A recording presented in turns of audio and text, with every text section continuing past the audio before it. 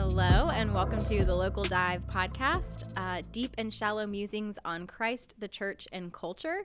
My name is Ashlyn Portero, and I'm here with Alex Scott and Dean and Sarah. Hey, guys. Hey. Good to be back. Week 2.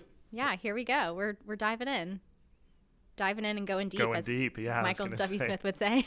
Stephen Curtis Chapman. Oh, man. I'm actually kind of happy Darn. about that. You failed your Christian culture quiz.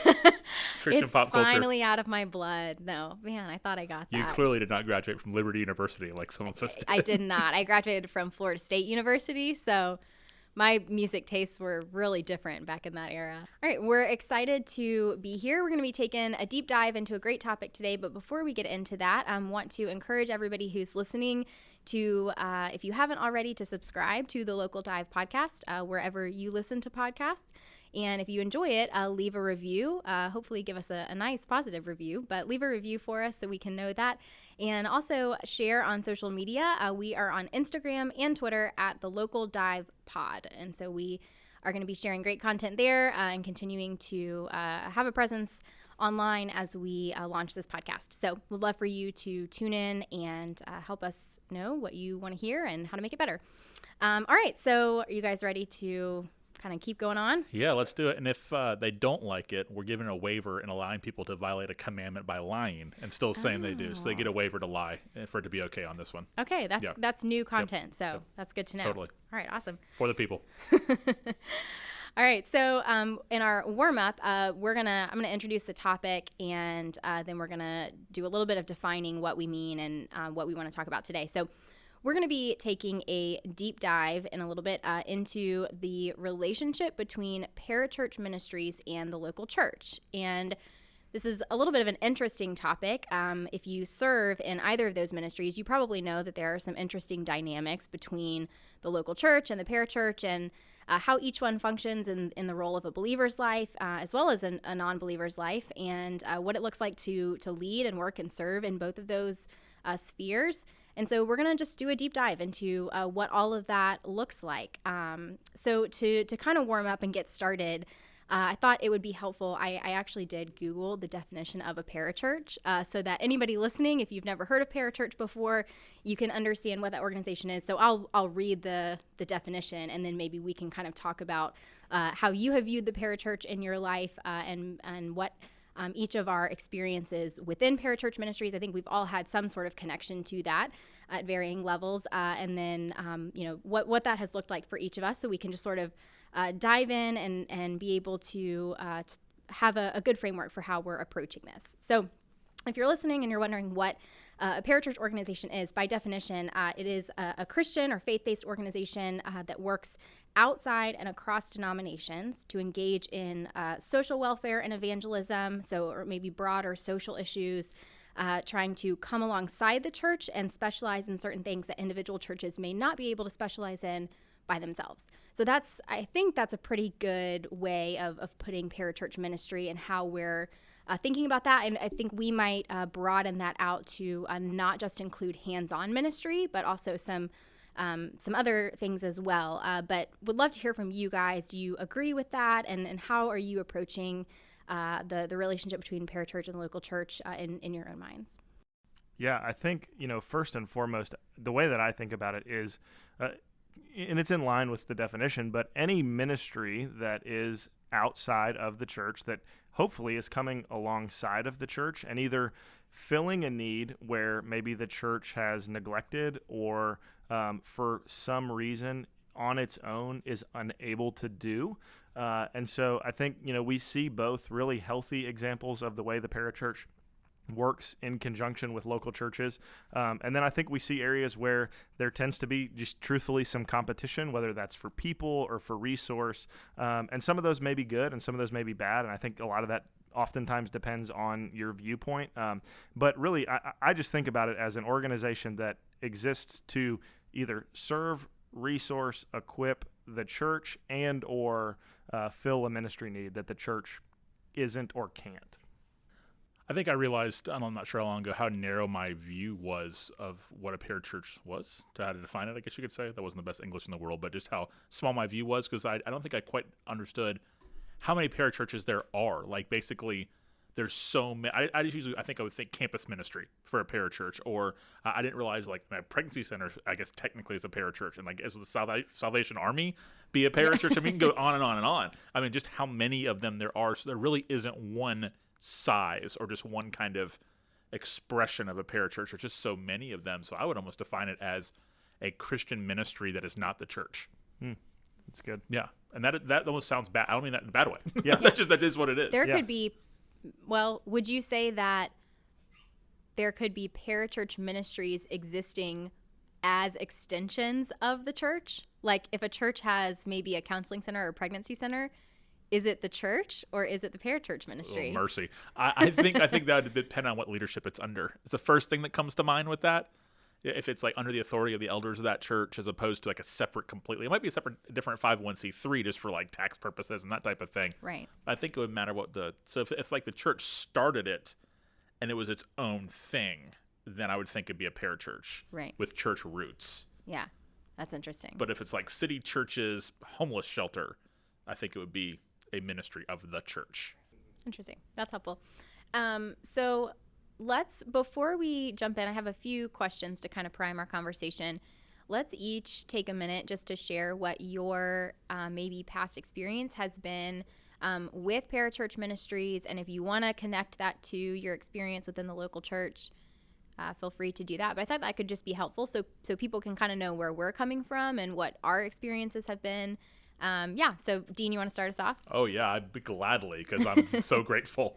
The Lord used Fellowship of Christian Athletes as the vehicle to help me hear the gospel and understand the gospel. I was not raised in a gospel preaching church, so I thank God for that ministry. So so I also had no context for the significance of church. So FCA became my church. It wasn't their fault. Just for me, that's how I kind of viewed it. I wouldn't have used that kind of terminology because I was 15. I didn't really know how to think through all that. But now looking back functionally, FCA basically became my church in terms of everything I ever received spiritually until I went to college, basically. So my parachurch background out of the gate was extremely positive. And then I stayed connected to it. And still to this day, if FCA asks me to do anything, I say yes because I feel such a loyalty to that ministry.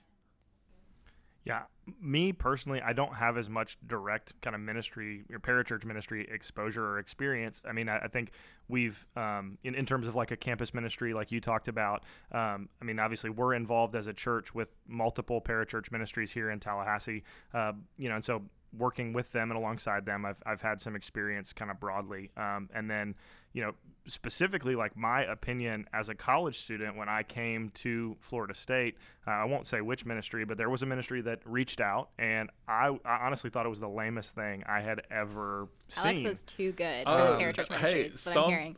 Some are fantastic, and some have some weird cats. I mean, like for real. As does the church. Yeah, too. absolutely.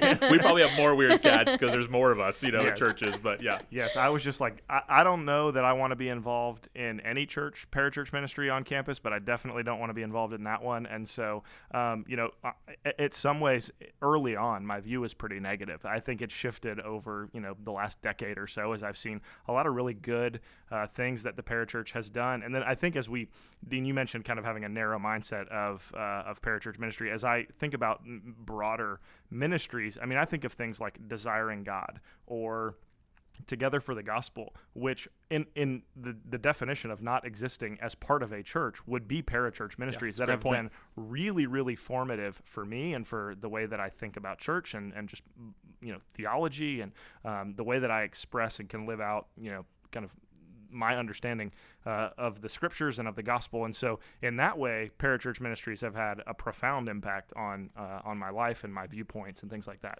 That's a good point. As I've gone into like adult life and into full-time ministry, where I don't need a campus ministry because I'm not on campus. I'm not a college student or a high school student or a middle school student. Now I think my parachurch relationships have been causes, even more than that, like ministries that are just needs that I'm passionate about, like unwed mothers caring for, like those kind of things that we as a church just do not have the resources to devote our time like fully to what it needs to do that. I think I've seen my parachurch, now my relationship is joining hands with organizations I believe in that are doing things I'm passionate about. Now, there's so many of them and so many needs, I never can have all of them, but those couple things that we can really get behind that we do. Ashlyn, what about you? What's your background with Parachurch? Yeah, I'm probably pretty similar to you. I didn't come to faith in a parachurch ministry, but in high school, I like went to FCA or whatever the kind of like Christian club at whichever of the many high schools that I went to was. There were several, because I moved around, not because I was like a troubled kid or anything, but just clarifying. Allegedly. Whatever story you want to tell yourself. But then when I got to college, I was a leader with Young Life for the last 3 years of college, and then also a couple years after as well. I helped with some leader training and things like that. And that was actually really, I think, probably one of the first places that I had a very up-close view to hands-on ministry. I did not grow up consistently in the local church. We would go, kind of on and off. And then really my senior year was when we committed and joined a church. And so by the time I got to college, I hadn't grown up in a youth group or, other ministry spheres. And so that was where I sort of first got a glimpse of what maybe one-on-one discipleship looks like and things like that. And Dean, kind of to your point, that wasn't really something that was because Young Life was trying to be that form. I mean, I was a leader, so by that time, so it wasn't like they were trying to disciple me, and I was a part of a local church, but I would say probably my community was a little more within Young Life, because that was where all of my friends were. Most of my friends were leaders, or they were leaders in campus ministries if they weren't serving in Young Life, and so probably a lot of my community existed in and through parachurch organizations or ministries. As opposed to my church, even though I went with a lot of those friends on Sundays. And so that was probably where the disconnect for me, having not grown up with, again, an understanding of the importance of the local church in the life of a believer, where that gap was. So that was kind of and then eventually I, phased out of that when I came on staff at City Church and have been here since then, and then had more of a relationship, kind of similar to you guys, of wanting to support different needs that parachurches are meeting and friends who are leading in ministries, as opposed to having any direct involvement myself. So just want to give people kind of a perspective of what our personal connections to parachurches look like. But to kind of dive in, I thought it could be helpful, and you guys sort of made the distinction already of there are parachurches who are doing hands-on ministry, like maybe doing some heavy discipleship. There are others who are forming maybe the minds of ministry leaders who are contributing more to ministry philosophy. Alex, maybe some of the organizations that you mentioned would be true for that.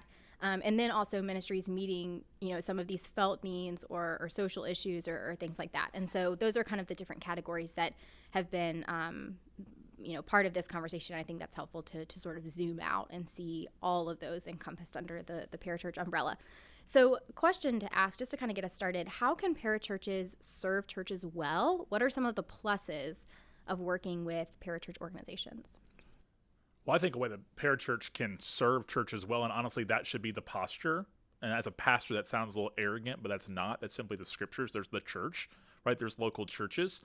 So the least hostile people towards the local church should be a parachurch. So I really cringe when I hear parachurches say things like, and this is not that common, but if you dig deep, sometimes this can be some of the roots of some of the operations is, well, the church just isn't doing their job doing this.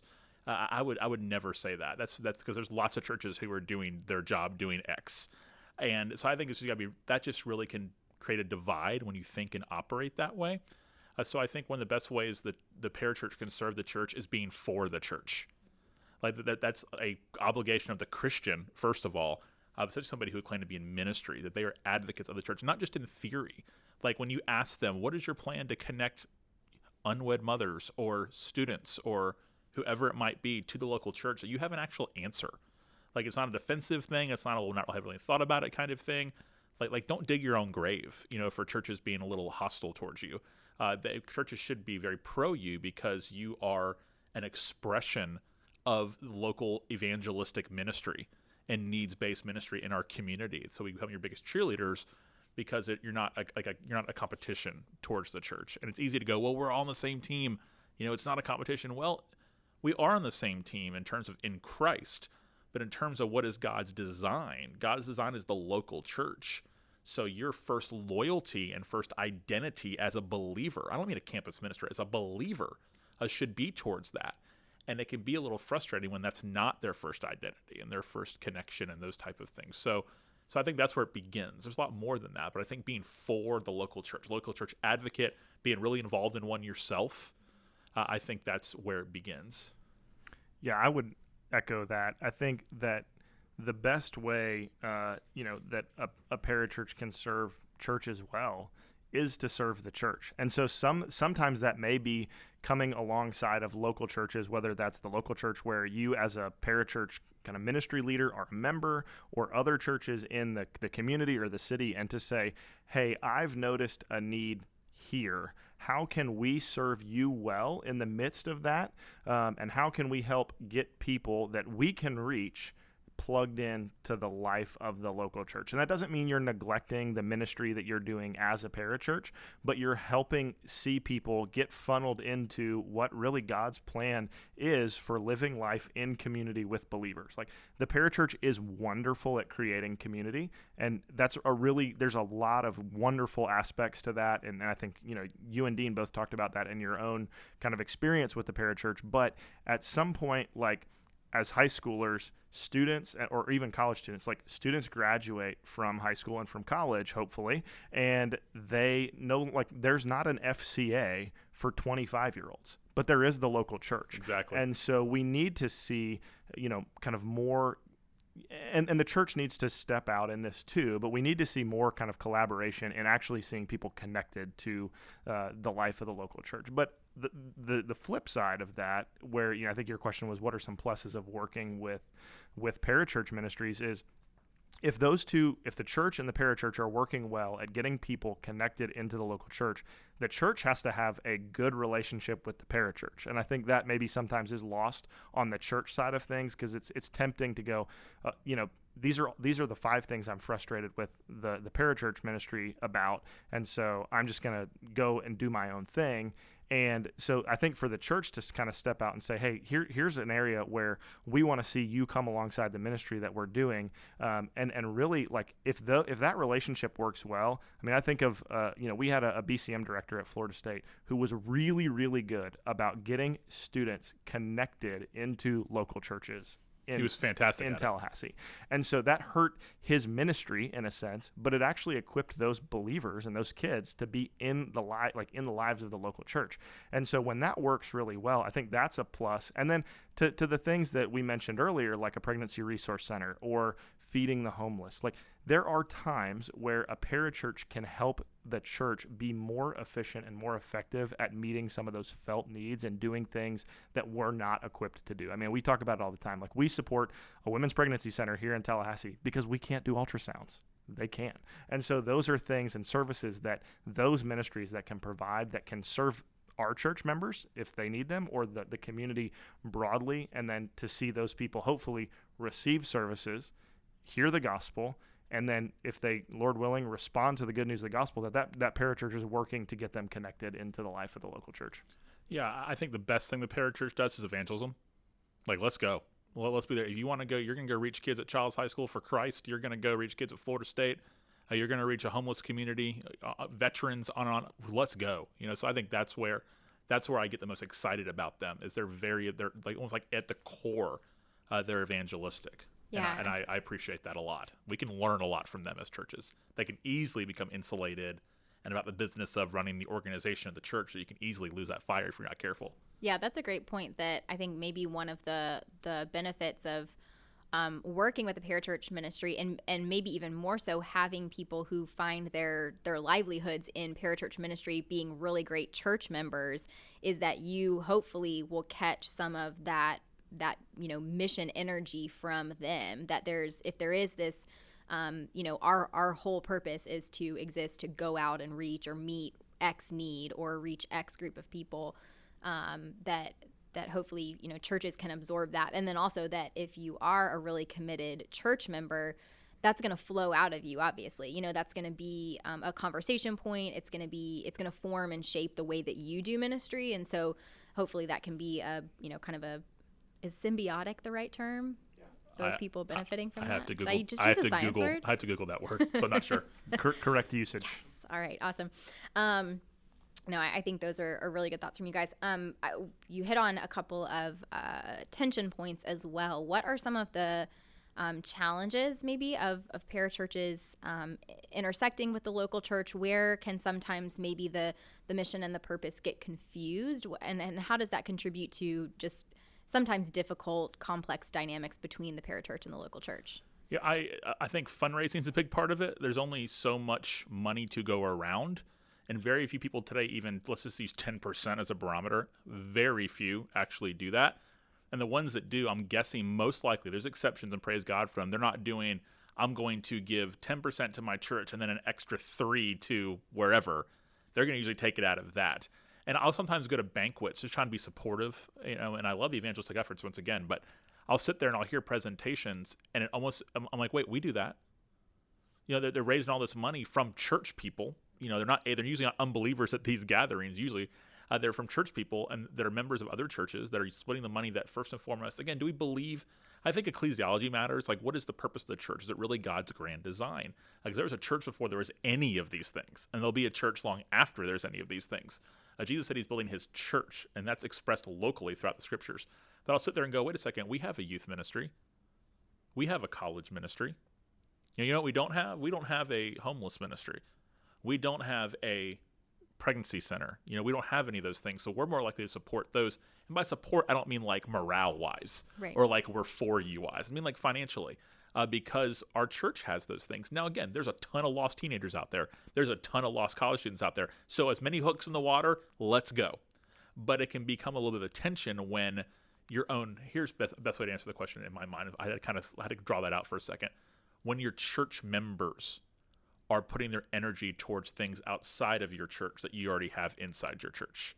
So maybe when somebody is all in for this college ministry because they're an FSU student, when your church has a college ministry that they're a part of, that's where there can be a problem.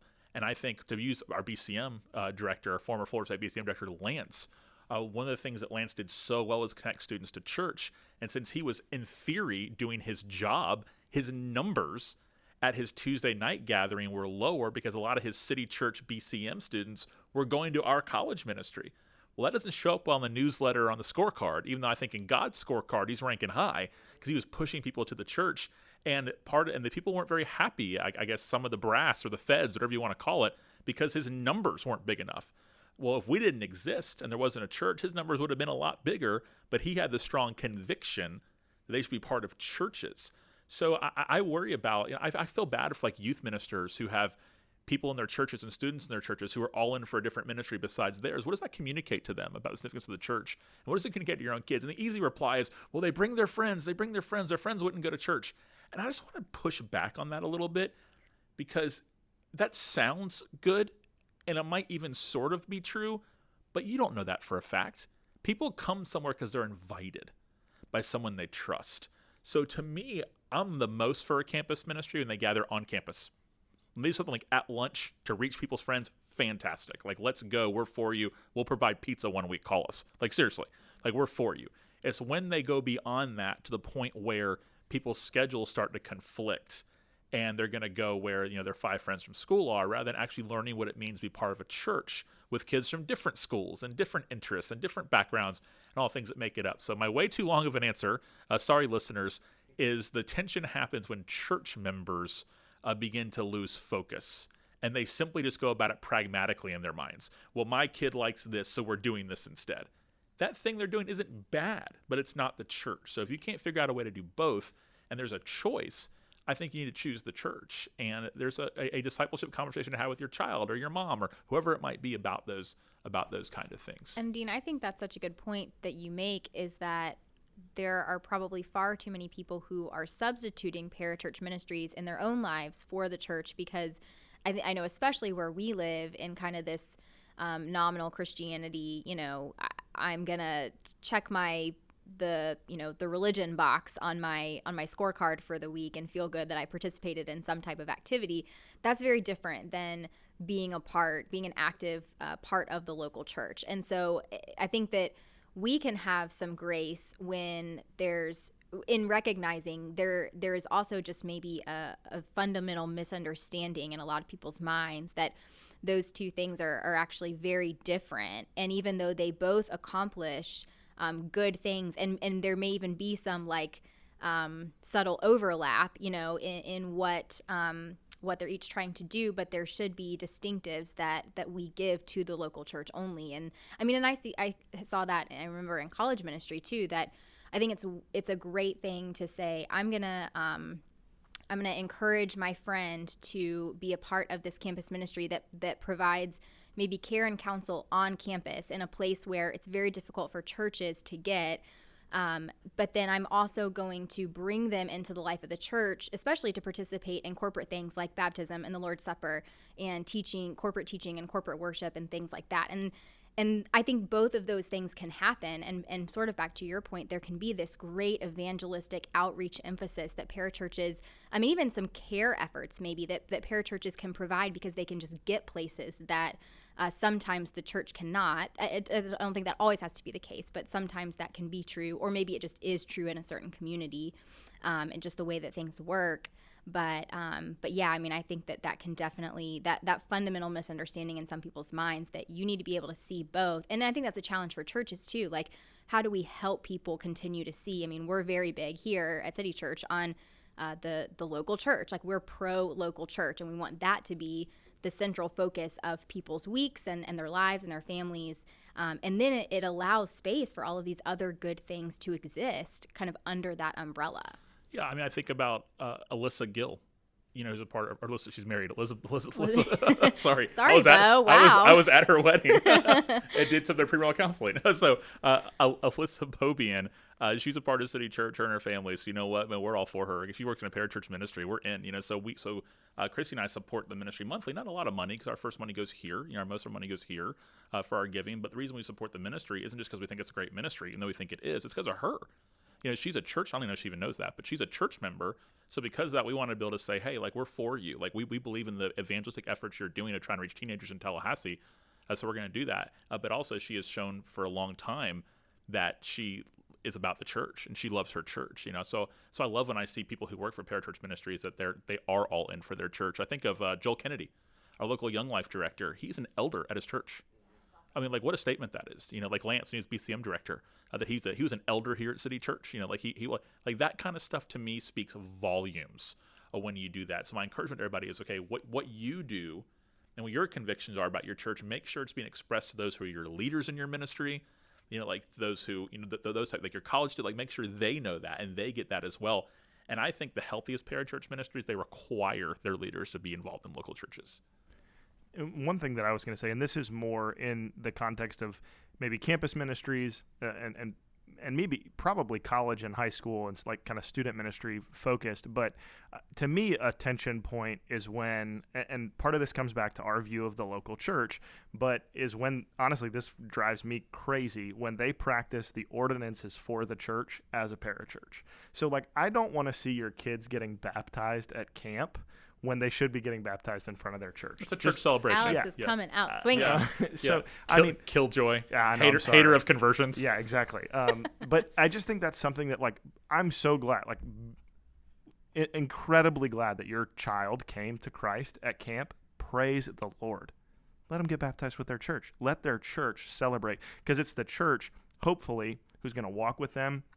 Their student pastor, their college pastor is going to come alongside of them and disciple them. And really, like, that is meant to be something that's for the church, that's shared with believers from, whatever the youngest age believer in your church is to the oldest. And so I think it actually robs the church of some celebration when those things happen outside of the local church. And the ministry opportunity back home. Yeah. Where you can invite your friends, invite your family. We don't know where they stand with the Lord. So the easier rebuttal to that would be, what if they don't have a church? Right? That'd be an easy comeback on that. So what an awesome thing to say, hey, we're going to help you find one. And part of your discipleship is we're going to hold off on baptism. Not only want to hold off forever, but we want to hold off on baptism until we connect you somewhere so you can be baptized really into a church family. And you can bring all your friends, which I think, here's the thing. We can't be afraid to talk about this kind of stuff. And we are talking about it, obviously, but it's just become, it's almost become taboo. It's a very defensive kind of thing. But if we're serious about discipleship, what the scriptures prescribe for us, we have to be willing to kind of take our guard down and think through these things back to that ecclesiology. What is the purpose of the church? Why does it exist? How does it function? What is God's will for believers when it comes to this? The scriptures are really clear on it. The whole context of the New Testament is churches, the whole context. So we have to make sure that we're just clear on that. And if you're kind of pushing back a little bit in your head as you listen to this, like just kind of chill for a minute and just go, why do I feel this way? Like where am I maybe missing the mark on how I view this and how it plays out? And I think for churches and for parachurch ministries, I think this conversation is such a good reminder to all of us too, that we have to think about the whole person in trying to reach somebody. And so whether you are trying to reach a middle schooler through some type of hands-on, ministry through a parachurch, or you're trying to reach someone who is below the poverty line through a needs-based compassion ministry, or you're the local church, we have to remember that when you reach one person, you reach their whole story and their whole history. And so you might have a student that you're ministering to who didn't grow up in the church and has no family support or has no framework for what it looks like to belong to the family of God. Or you may reach someone, a pregnant teenager who that brings its own set of challenges, and maybe they're whether they have great family support but they're not a believer, or maybe they are and they need to know what it's like to still walk the road that's ahead of them with the different challenges that are going to come their way. I mean, I just think it's such a good reminder to us too that you reach a whole person, and a person who is a part of a family and a part of a social network, and there's so many layers to that. And so when we're doing ministry and when we're discipling people, I'm really challenged even as I think about that, to keep that in mind, that it's not, we have this vision in our mind kind of what we want people to become as they grow in Christ-likeness. But I think so often we miss, we have so many blind spots in not thinking about all of the things in their life that shape them and what their story might be. And so how can we do a better job of noticing what those maybe different challenges might be, and then how, as parachurches and churches, we need to step into that and sort of direct them in the right way. Oh, spot on. Yeah, I think we have a responsibility to be patient with the parachurch on the church side of things, and also the parachurch should be urgent in helping people get connected to the local church. I think there's a tension there to be managed, and that we should understand that, to your point, Ashlyn, like to somebody who's never had a connection to a local church, like me just saying, hey, they got converted at camp, let them get baptized in their local church. Well, if they don't have a local church I think, Dean, you said that, like that might take some time. Let's walk with people through that. Let's find the appropriate way to do that. Let's be patient, and let's not expect them to be a member of a local church necessarily the next day or the next week. But at the same time, they shouldn't be floating in kind of churchless land for months on end. And so how can we be patient, and how can the parachurch be urgent in getting people connected, I think is a big priority. And then the last thing I'll say, and Dean, this is something that came to mind off of what you were saying, is I think it's important for us to think about this, is like the people that we know that are in our church that are involved in parachurch ministry. Something that I see from them is they're at least as passionate about their local church as they are the parachurch. And there are often times, and this is true of some of the members at our church and probably other churches, where that ratio gets kind of tilted. And so a challenge would be, are you as passionate about your local church as you are the parachurch? Like, do you evangelize for the parachurch ministry the same way that you evangelize for your church? I think that's just a good test. Yeah, and the honest answer is that if not, you're not passionate about what God's first passionate about. I mean, that's Christianity 101. We've just lost that somehow. Yeah, that's good. Maybe thinking, especially Alex, I thought it was interesting and good how you brought this up, and I saw a similar thought on Twitter the other day, where all great thoughts are discovered, about how there are some what we could, I think, classify as a parachurch ministry or organization that is more focused on kind of shaping the mind or the ministry practices or philosophies of church leaders. What are some of the ways that could become also difficult in terms of maybe discipleship and am I relying too much on an outside organization more so than my local church to shape the way I maybe even view church or view my Christian life? And then what are some ways that churches and parachurches in that sort of segment could work together in really redemptive ways? So one of the first things that comes to mind is in a lot of ways, it's easy for individuals right now because of the abundance. I mean, we talked about digital reach with last week on, talking about kind of mission in the midst of, the coronavirus pandemic. Like, it's really easy for discipleship to be outsourced right now. And so there are a lot of people who are, listening to 15, 20 sermons a week, which not that that's inherently bad. I would That's say a lot. I'm sorry. Yeah. I'm a preacher, and that sounds miserable. I would say, like, go spend some time with your neighbors, but that's a whole There's nother a lot topic. of great TV out there, actually, that you could watch. Has anyone ever heard of Netflix? Jeez.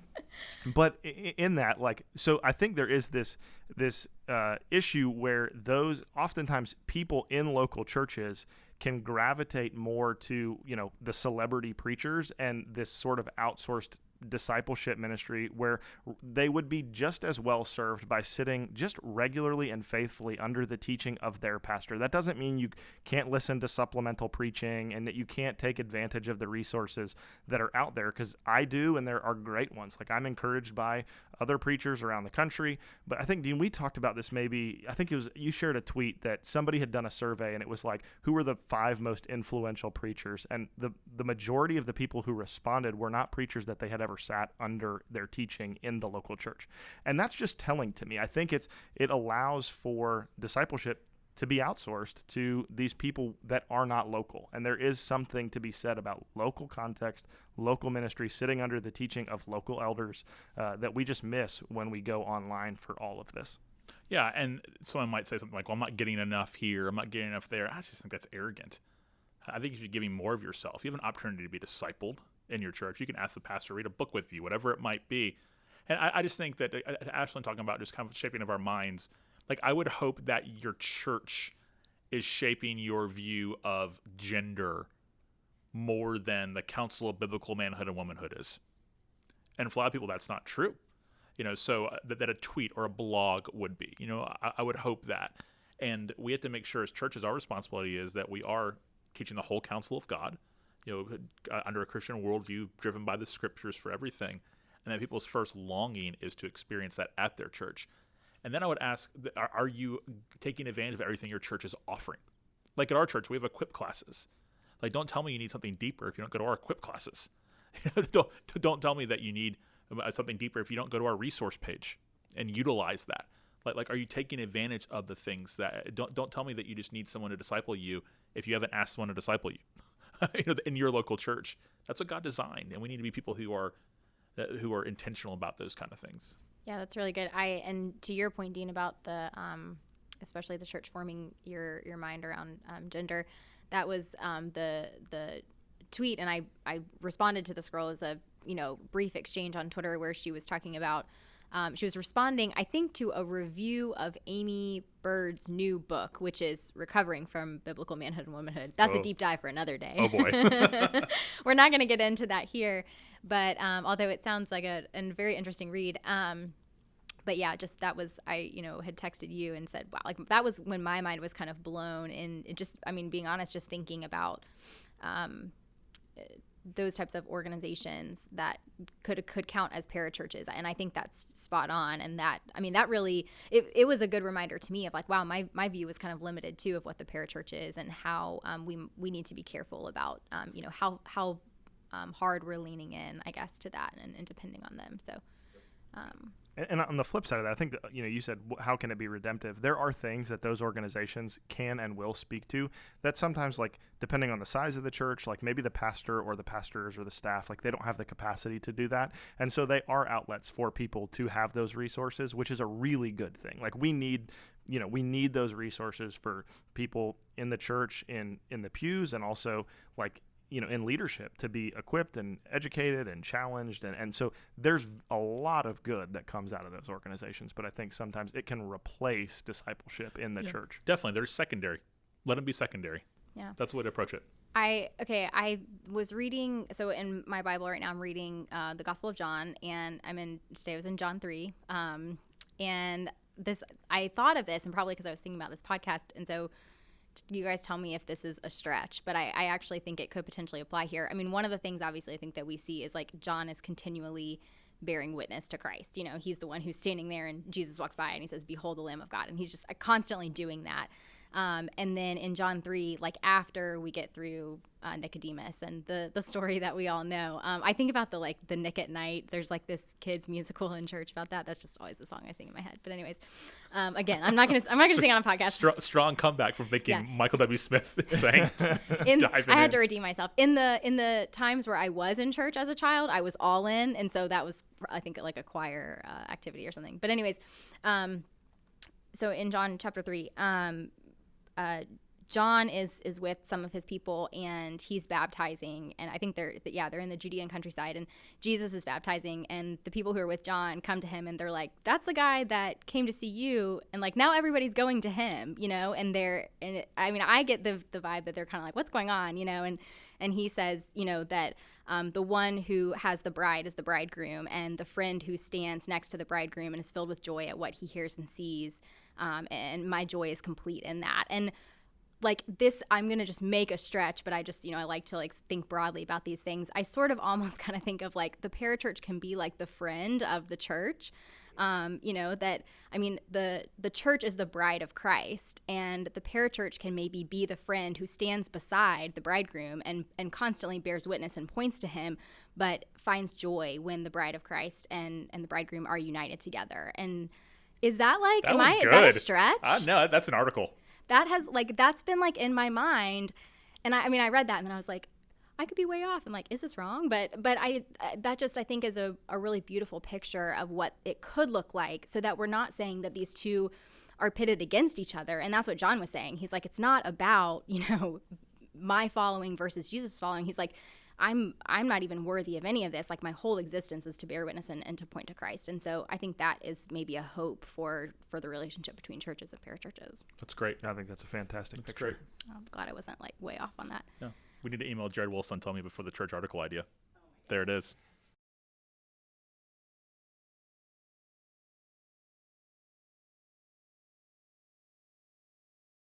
Yeah, I just would like to encourage people who are raising support for ministries that are outside of their church just to consider and ask the question, why would I just do this for my church? Like, why would I go raise money to work on a college campus for a different organization when my church has a college ministry? Why would I just raise my own support and work for my church? Is the brand loyalty, you know, to whatever it might be, stronger than the church? When you ask that question, people look at you like you're crazy. It's like, why is it normal to go raise money to work for, name that FSU campus ministry, when you're an active member of a church that also has those same things? And you could do the exact same approach and exact same thing under the banner of your church. Why hasn't anyone figured that out yet? Yeah, someone has, a Cornerstone Church in Iowa. Yeah. And how that started was somebody worked for Campus Crusade, or Crew now. We think Crew's great. A lot of friends, the Crew over the years, church members, they're involved in Crew and work for Crew.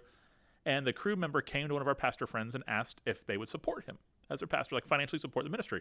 He was like, okay, you'll figure that out. You know, and then he said, well, wait a second. You're an active member here. Well, yeah. We have a campus ministry. We have a college ministry. Yeah. Why are you raising money from our church members for a different college ministry that's not ours? Why don't you just do that for here? And she was like, can I do that?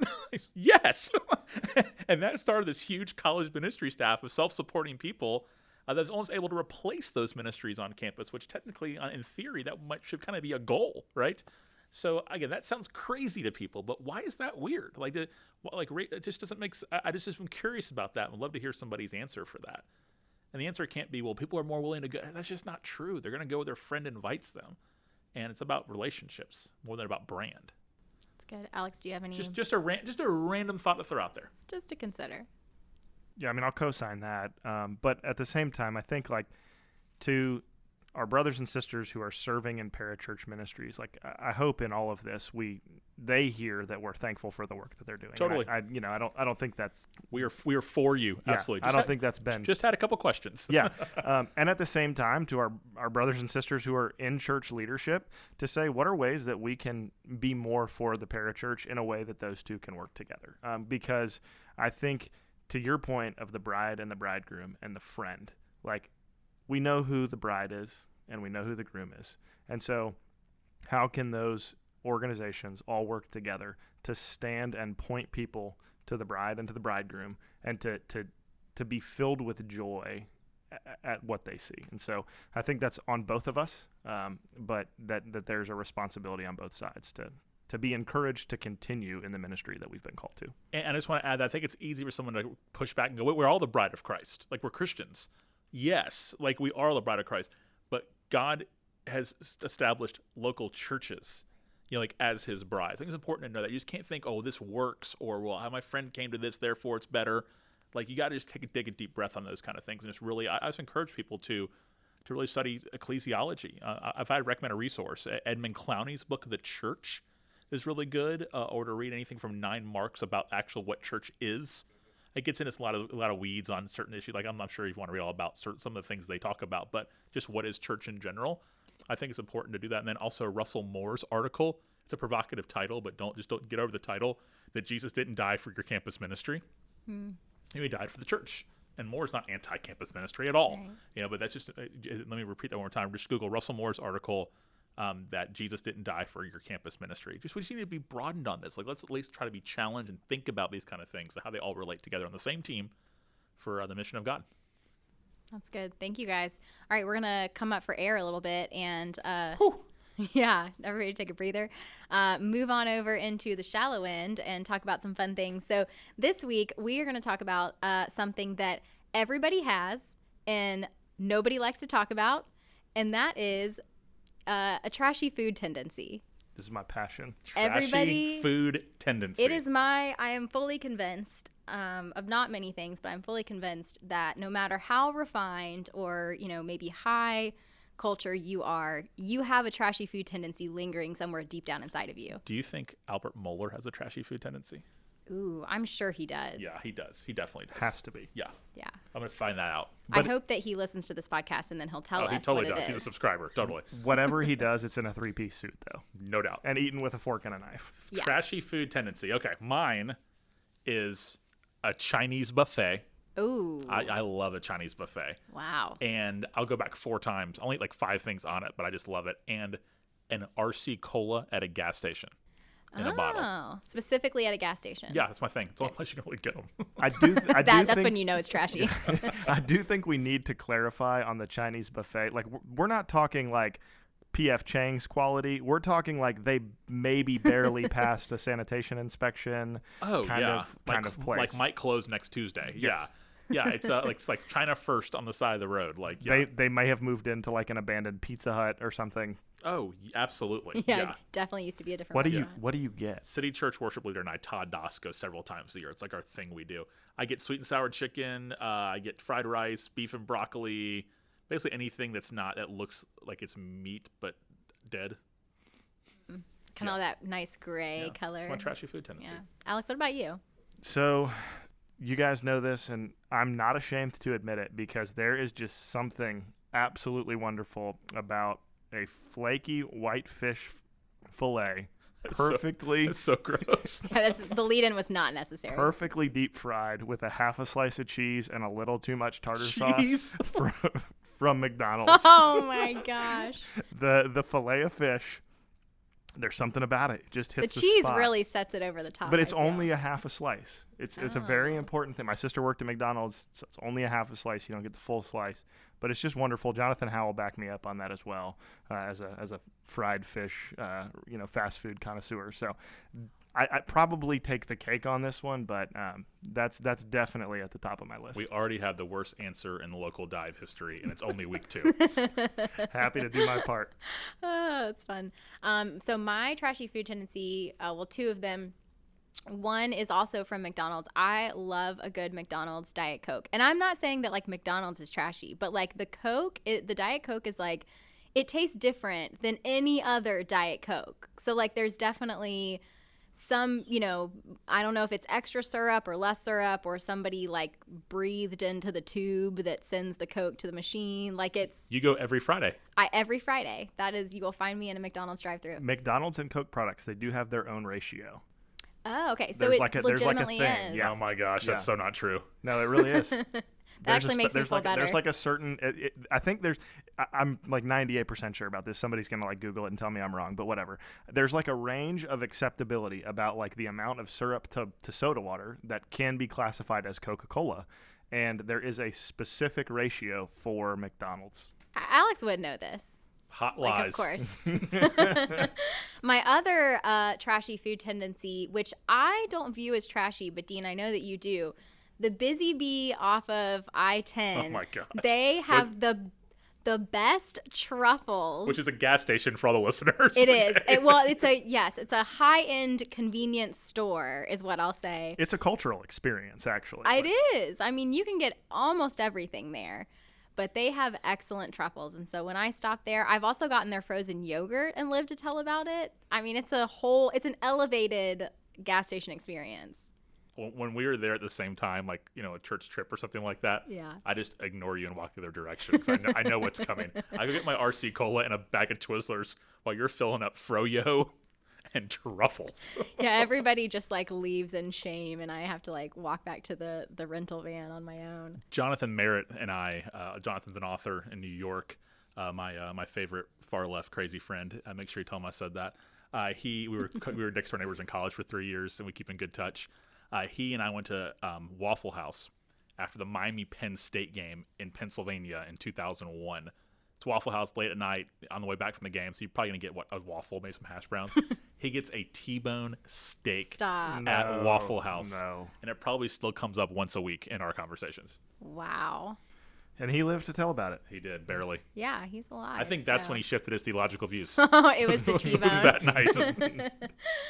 Oh, that's good. All right. So last segment to kind of wrap this up, Local on Tap is where we just get to share some of our kind of favorite musings of things we love here locally in Tallahassee. And so today we're going to celebrate this awesome weather that we've been having, and also the fact that there's nothing else to do in town, and talk about the fact that we've all been spending more time outside.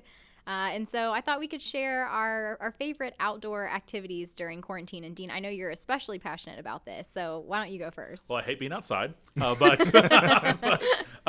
I've had to do it a lot, and I've tried to do it a lot. I love going to Harriman Circle, which is a half-mile loop with a kind of pond in the middle, a really nice setting in Tallahassee. A ton of people out there riding bikes, walking, and I go there about every day, sometimes twice a day. Kids ride their bikes out there. The other one would be Winthrop Park. Just go out there in the baseball field. I play Little League there. My sons play Little League there, and just go out there and throw the ball around, that kind of thing. Yeah, when we, when parks are open, we spend a lot of time now at Tequesta Park in Killearn Lakes, and so we've gotten, really familiar with that playground and that park, and enjoy being out there. The other place that I really like, I haven't been as much as I wish I could have gone, but is Phipps Park off Meridian Road. It's nice. There's some great trails, and just to walk, to hike, to run if you're into that kind of thing. I live right off Meridian Road. I never heard of that before. Oh my goodness! Seriously, I have no idea what you're talking It's about. attached to the Forest Meadows soccer complex. It's like then I've definitely never been. Exactly. But it's great. There's you can mountain bike, you can run, you can walk, you can just kind of hang out. It's also where the Red Hills Horse Trials is. How random that Tallahassee is like a hub for the equestrian society, life? not society, but yeah. It probably is a society. Let's be honest. But they have trashy food tendencies. They definitely do. Yes. Yeah. So that would be my quick answers. That's awesome. I think mine. I mean, it's no secret that I'm passionate about the Tallahassee Greenways. If you say anything but the Greenways, I'm calling BS. I love it. Yeah. I mean, anywhere off Miccosukee Road, all the way down to the Land Co-op, I could even be talked into that. You could find me there. So I take my dog Rainey out there and walk the trails and pepper spray, please. Yeah, pepper spray. But yeah, Tallahassee's got some great.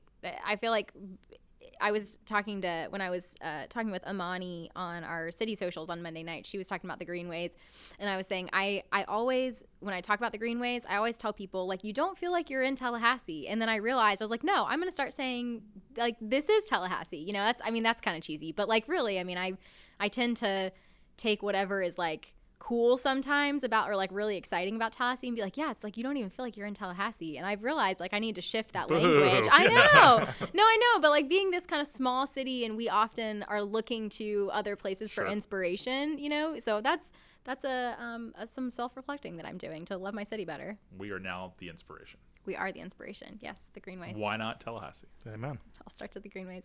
Well, this has been a really fun conversation listening to the Local Dive podcast. Thanks so much for joining us. We look forward to being back again next week.